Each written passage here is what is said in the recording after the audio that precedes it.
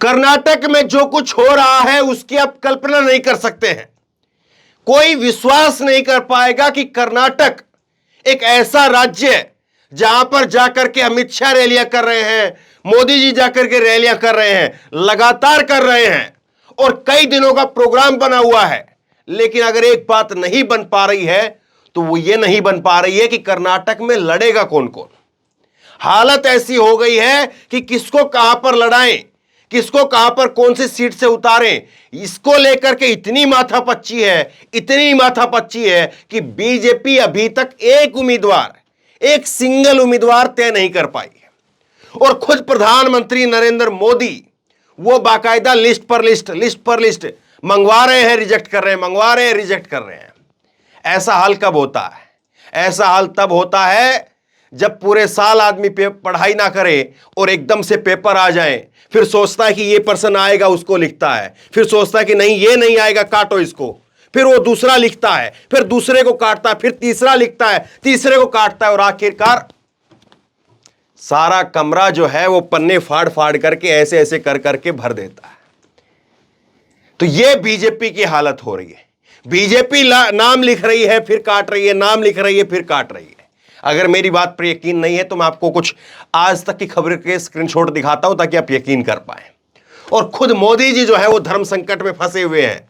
मोदी जी समझ नहीं पा रहे हैं, मोदी जी यकीन नहीं कर पा रहे हैं कि कौन कहां पर जीत पाएगा। ऐसी हालत हो रखी है। मैं आपको कुछ एक स्क्रीनशॉट दिखाता हूं। ये आज तक की खबर का स्क्रीनशॉट आप देखिए।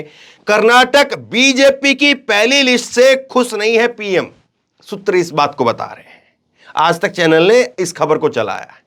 और दूसरी तरफ अभी 4 रोज पहले मैंने आपको खबर दिखाई थी, कांग्रेस के 166 उम्मीदवारों की लिस्ट जारी हो चुकी है, बीजेपी शून्य पर अटकी हुई है।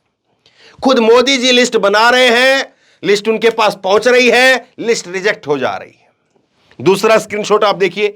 पीएम मोदी ने लिस्ट पर पुनर्विचार की सलाह दी। मोदी जी कह रहे हैं नहीं ये वाला जो पर्सन है ये पेपर में नहीं आएगा, ये वाला पर्सन जो है ये भी लग रहा है नहीं आएगा।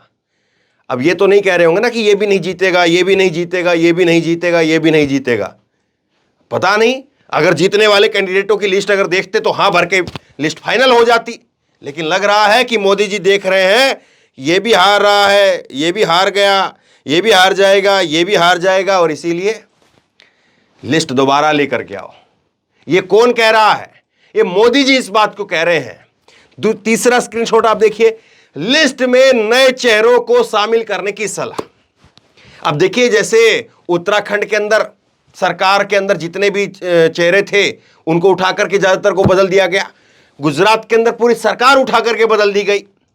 ऐसे ही जो है इन्होंने दिल्ली के अंदर एमसीडी में भी किया, लेकिन वो प्रयोग असफल हो गया। तो अब लग रहा है कि ये जो एंटी इनकम्बेंसी है उसको तोड़ने का एक ही जरिया है कि आप उठा करके चेहरों को बदल दीजिए। लोगों में गुस्सा है, वो गुस्सा स्थानीय विधायक को लेकर के है, तो वो विधायक को लेकर के बदल दीजिए, नया विधायक ला करके बैठा दीजिए, नया चेहरा दिखा दीजिए, पोस्टर के ऊपर नया चेहरा चिपका दीजिए और लोग भूल जाएंगे। लोग कहेंगे देखिए मोदी जी ने नया कोई आदमी बैठा रहे हैं तो चलिए इस बार जीत जाएगा। लेकिन एक कहावत और भी है, एक कहावत यह है कि काट की हांडी बार बार नहीं चढ़ती है। एक कहावत यह भी है। अब चौथा स्क्रीनशॉट आप देखिए। दागी उम्मीदवारों को बहार करने की बात कही। अब बताइए, मोदी जी इस बात को कह रहे हैं दागी उम्मीदवार, ये बात समझ से परे है। दागी उम्मीदवार है तो भाजपा में है कैसे? अभी तक वो सरकार का हिस्सा कैसे थे?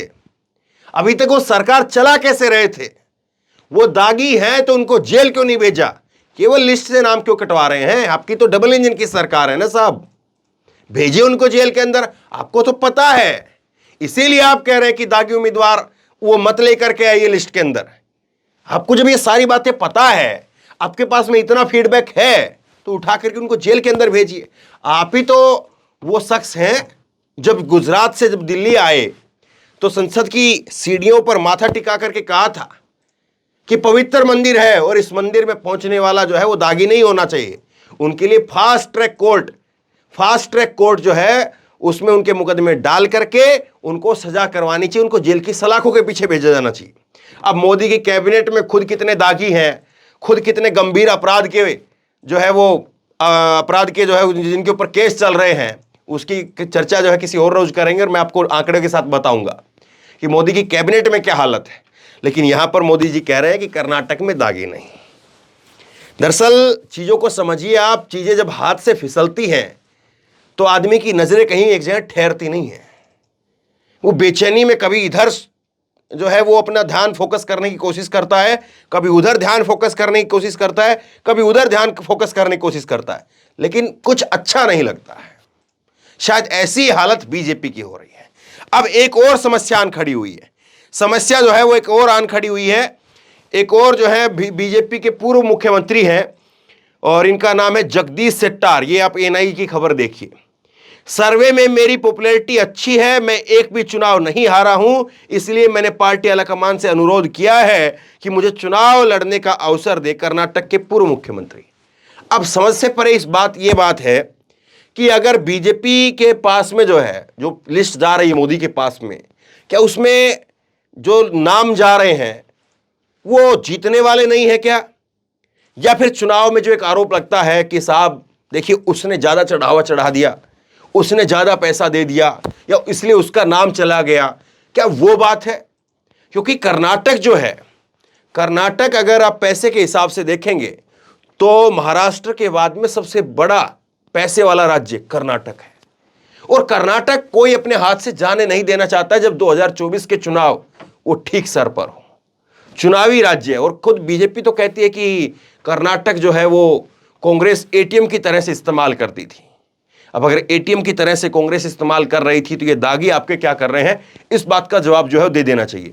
दूसरी एक और बात आप देखिए, मीडिया जो है इतना हल्ला जो है वो सब कुछ हो रहा है, लेकिन मीडिया क्या लिखता है देखिए जरा। ये TV9 भारतवर्ष की खबर है। कांग्रेस की दूसरी लिस्ट जारी करने से पहले क्यों बगावत का डर सता रहा है? अब बताइए, कांग्रेस ने 24 मार्च को 124 उम्मीदवारों की लिस्ट जारी कर दी और उसके बाद में जो है दूसरी लिस्ट वो भी जारी हो गई 6 तारीख को, और उसके बाद वो 42 उम्मीदवारों की, कुल मिलाकर के 166 उम्मीदवारों की लिस्ट जारी हो गई है। लेकिन कोई किसी की कलम जो है, कोई किसी की आवाज जो है वो निकल करके सामने नहीं आती कि बीजेपी की हालत क्या है, बीजेपी शून्य पर क्यों है।